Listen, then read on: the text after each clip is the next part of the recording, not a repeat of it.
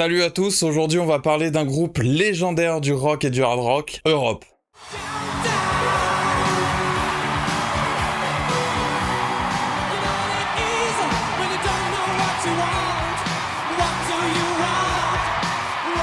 Que vous soyez fan de blues, de rock ou de métal, ce groupe suédois a forcément quelque chose à vous offrir. C'est parti pour un voyage dans le temps et dans la musique.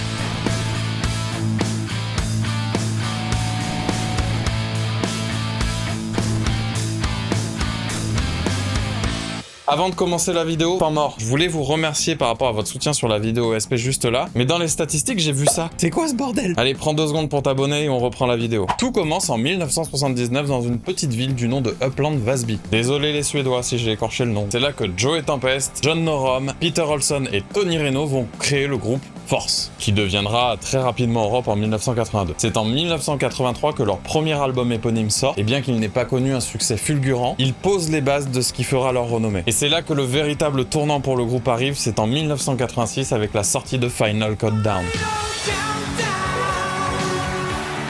Le single éponyme devient un méga hit international et ça propulse le groupe au sommet des charts direct. Le riff de synthé il est inoubliable, le refrain tout le monde peut le chanter et depuis sa sortie c'est resté un hymne emblématique du monde du rock. Avec autant de succès bien évidemment ils ont tourné à travers le monde et conquéri des millions de fans. Après ce succès fou, Europe va sortir 2 albums. Out of This World que je connais pas beaucoup et par contre là mes amis, c'est en 1991 que Prisoner in Paradise sort.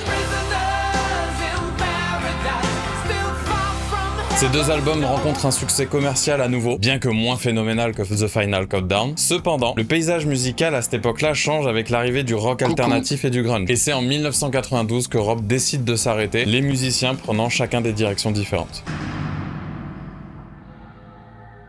Et on arrive en 2003. Contre toute attente, Europe annonce sa reformation. Leur retour est marqué directement avec la sortie de l'album Start From The Dark en 2004. Cet album, beaucoup plus heavy et moderne, va montrer à quel point le groupe est revitalisé et qu'il est prêt à reconquérir une toute nouvelle génération de fans. Personnellement, j'ai vécu cette sortie. Mon père, comme peut-être vous qui regardez cette vidéo, est ultra fan du groupe. Moi aussi, mais à moindre mesure à ce moment-là. C'est une période où j'écoute beaucoup de métal et je prends cette annonce avec un peu de hauteur en disant ouais, qu'est-ce qu'ils vont faire ce petit groupe de hard rock et tout. Moi, j'écoute du métal, je suis un bonhomme. T'as compris l'idée. Sauf que les mecs, ils arrivent avec des guitares détunées, ça race. Les mecs jouent plus bas qu'une 7 cordes. Bref, moi ça me séduit. La voix du mec, je suis désolé, il sait chanter. Il y a une grosse prod comme je le disais. Enfin vraiment ça change et du coup j'accroche vraiment au groupe à ce moment-là. Donc j'ai suivi les sorties d'albums qui sont arrivées après. Il y a eu Secret Society, Last Look at Eden en 2009 d'ailleurs et Walk the Earth en 2017. Le fait de sortir un petit peu tout ça, ça montre en fait que les mecs ils ont traversé complètement ce renouveau. Ils ont traversé les années et surtout ils ont supprimé l'étiquette de oh c'est un groupe des années 80. Non, les mecs sont là et ils tartinent en live. Et il y a 7 mois sur YouTube ils ont sorti un single qui s'appelle Hold Your Head Up. Personnellement, je l'ai trouvé super cool. Maintenant, c'est pas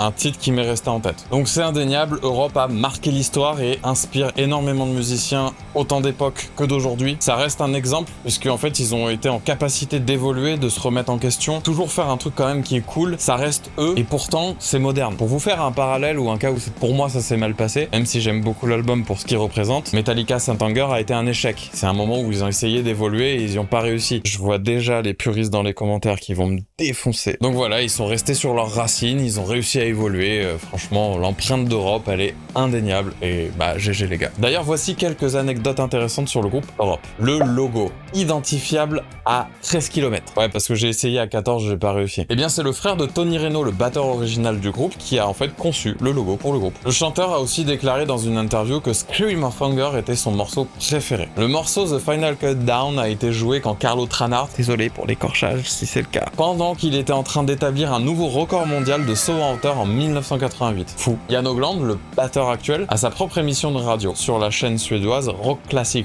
Europe aussi avait fait une réunion à Stockholm en 1999, donc avant leur reformation, et mine de rien, il y avait 700 000 personnes à ce moment-là.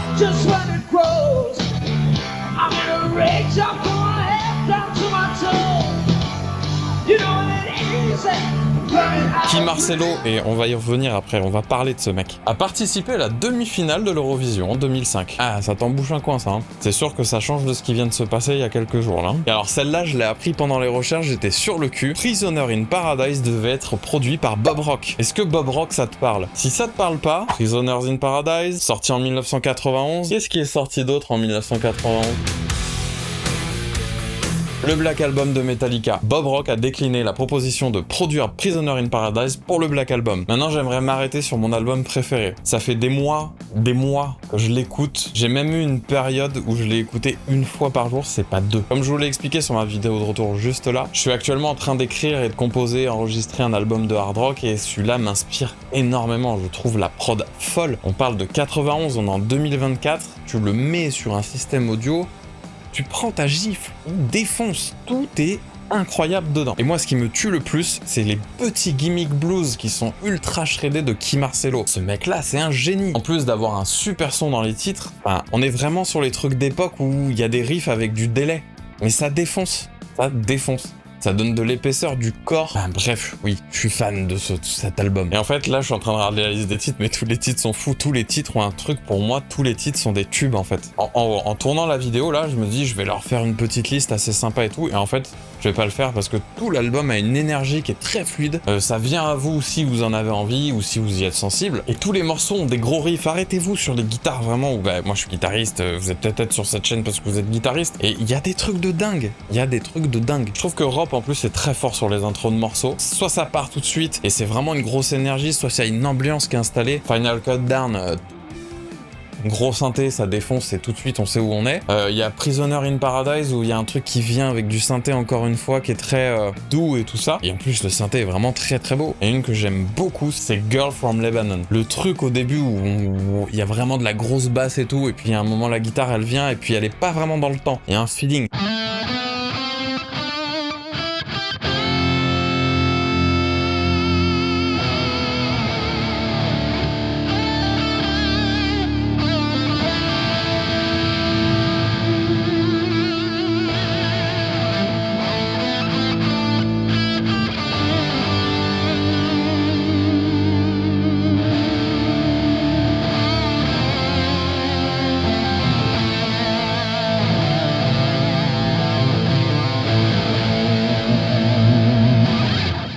Moi, cet album, il me possède. Enfin voilà, c'est vraiment mon album préféré de loin. Je trouve que même dans Final Countdown, il y a des morceaux que j'aime bien. Genre Carrie, incroyable. Mais les autres, bon.